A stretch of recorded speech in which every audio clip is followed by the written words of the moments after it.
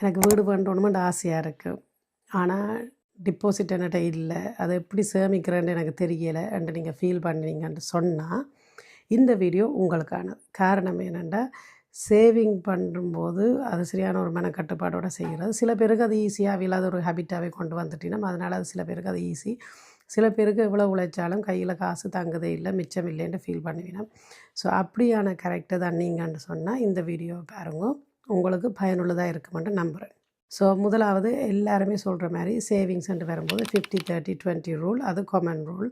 அது காமனாக எல்லாருக்கும் சொல்கிறது. 50% வாழைப்பழங்கோ, அதாவது உங்களோட அவசிய செலவுகளை பாருங்கோ. 30% உங்களோட தேவைகள் உங்களோட ஆசைகளை பாருங்கோ. மற்றது 20% அப்படியே சேவ் பண்ணுங்க. பட் அந்த 20% சில பேருக்கு மிச்சமே வராது. சில பேருக்கு இவ்வளவு 1000 பவுண்ட்ஸ் வந்தாலும் சரி, 2000 பவுண்ட்ஸ் வந்தாலும் சரி, 5000 பவுண்ட்ஸ் வந்தாலும் சரி, அந்த மிச்சம்ன்றது அவங்களுக்கு வராது. ஸோ அப்படியான ஒரு ஆளுன்னு சொன்னால் நீங்கள் என்ன செய்யணும், முதல்ல உங்களுக்கு சம்பளம் வந்த உடனேயே அந்த 20% கணக்கு பார்த்து செப்ரேட்டாக ஒரு சேவிங் அக்கௌண்ட்டில் போட்டு வைங்க உடனேயே. அதை இன்னொரு ஆளுக்கு கொடுத்துட்டேன்ற மாதிரி ஒரு மைண்ட் செட்டில் வச்சிங்கன்னு சொன்னால் உங்களுக்கு அந்த மைண்ட் செட் இப்போ ஒரு ஆள்கிட்ட கொடுத்தா அந்த ஆள் திருப்பி தராது. அதே மாதிரி நீங்கள் நினைச்சு கொண்டு விட்டுறீங்கன்னு சொன்னால் ஓகே.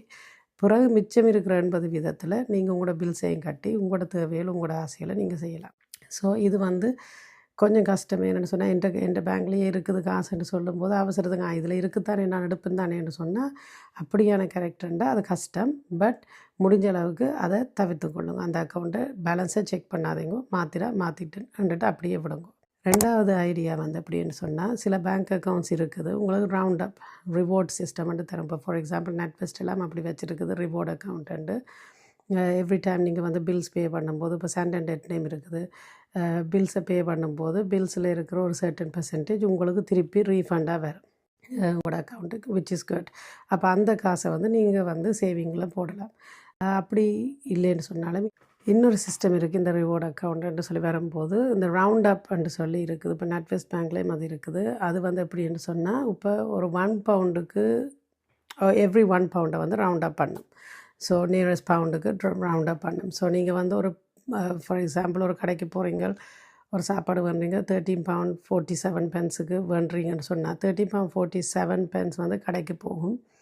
ஆனால் உங்களோட காட்டில் 14 பவுண்ட்ஸ் மாதிரி கழியும். ஏன்னா மிச்சம் அந்த 47 பென்ஸில் இருந்து அப்புறம் அங்கால 53 பென்ஸை அதை அப்படியே உங்களோட சேவிங்குக்கு மாற்றும்.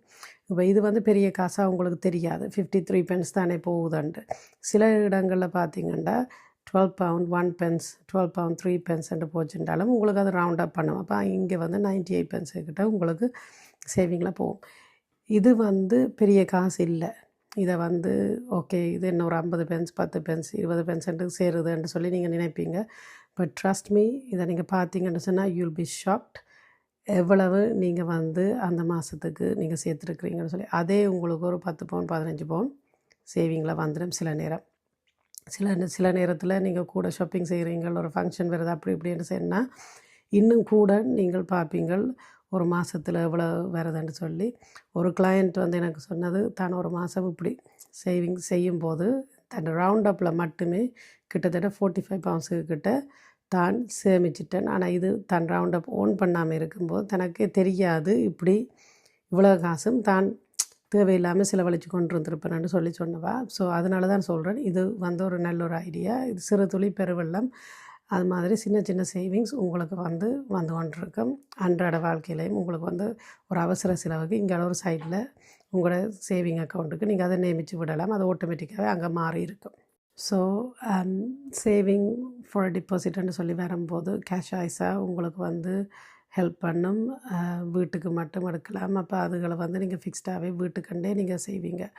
இன்னொன்று இருக்குது. இப்போ நீங்கள் என்ன செய்யலாம்னு சொன்னால் மந்த்லி பட்ஜெட், அதாவது எவ்ரி மந்த் நீங்கள் எவ்வளவு செலவு எவ்வளவு வரவுன்னு சொல்லி பார்த்துட்டு உங்களோட அனாவசிய செலவுகளை நீங்களே ட்ராக் ரெக்கார்ட் பண்ணி, ஓகே நான் இன்னென்ன விஷயத்தில் நான் இது செய்துட்டேன், இன்னென்ன விஷயத்தில் நாங்கள் எக்ஸ்ட்ராவாக செலவழிச்சிட்டோம், அப்போ இதை குறைக்கணும்னு சொல்லி உங்களோட மைண்ட்லேயே நீங்கள் கண்ட்ரோலுக்கு கொண்டு வருவீங்க. அப்போ அடுத்த மாதம் ஓகே நான் இந்த விஷயத்தில் இவ்வளோ தான் பட்ஜெட், இவ்வளோ தான் நான் கணக்கு பார்க்குறேன்னு அந்த கணக்குக்குள்ளே வாழ பழகுவீங்களா. அப்போ அப்படி செய்ய வலிக்கிடும் போது உங்களோட தேவையற்ற செலவுகளை நீங்களே உங்களை அறியாமல் குறைச்சி கொண்டு வருவீங்க.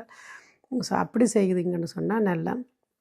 அப்போ வீடு வேண்டணும்னு நினைக்கிறீங்க, வீடு வேண்டணும் ஆனால் டெபாசிட் இல்லைன்னு சொன்னால் டெபாசிட்டை வந்து ஒரு ஸ்டாண்டிங் ஆர்டரோ என்னவோ செட்டப் பண்ணிவிட்டு ஃபிக்ஸ்டாகவே விடுங்க. சம்பளம் பெறாண்டே உங்களுக்கு இவ்வளவு சம்பளத்துலேருந்து போயிடும். அந்த மிச்சத்துலேயே தான் நீங்கள் வாழறீங்கன்னு சொன்னால் தட்ஸ் வெரி குட். அப்போ உங்களுக்கு ஆட்டோமேட்டிக்காகவே உங்களோட சேவிங்ஸ் வந்து பில்டப் பண்ண வழிகிட்டுடும். இப்போ எங்களுடைய ஆக்களை பார்த்தீங்கன்னு சொன்னால் உடனே தான் தேடுவோம் காசை. ஆனால் இப்போ வேறு நாட்டு ஆக்கள் இந்த நாட்டு ஆக்கள் வெள்ளை ஆக்களை பார்த்தீங்கன்னு சொன்னால் 2026ஆம் ஆண்டு வேண்ட போகிற வீட்டுக்கு 2020 அவியல் காசை ஃபிக்ஸ் டிபாசிட்டில் போட்டு சேவ் பண்ண வலிக்கிட்டுடுவினா. அப்போ அவியல் அப்படி செய்து கொண்டு வரும்போது அவியல் 4-5 இயர்ஸாக சேவ் பண்ணி கொண்டு இருக்கும்போது அவியலுக்கு அது போதும். அவியலுக்கு ஒரு நார்மலாக ஒரு 5% 10% டிபாசிட்டை போட்டு தாங்கள் வீடு வாங்குறதுக்கு. So it's very important. சின்ன சின்ன மாற்றங்கள், சின்ன சின்ன மைண்ட் செட்டுகள், சின்ன சின்ன ஹேபிட்ஸ் எல்லாமே வந்து ஒரு சிறு துளி பெருவெள்ளம் என்று சொன்ன நான் வெள்ளனா அதே மாதிரி சின்ன சின்ன சேர்க்கிறது நாளைக்கு உங்களுக்கு பெரிய ஒரு பலனை கொடுக்கும் என்று நம்புகிறேன். இந்த டிப்ஸும் உங்களுக்கு பிடிச்சிருந்தேன்னு சொன்னால் கமெண்ட்டில் போடுங்க. I hope it is useful. So இதே மாதிரி வேறு எதுவும் டிப்ஸ் வேணுமென்றாலும் சொல்லுங்க.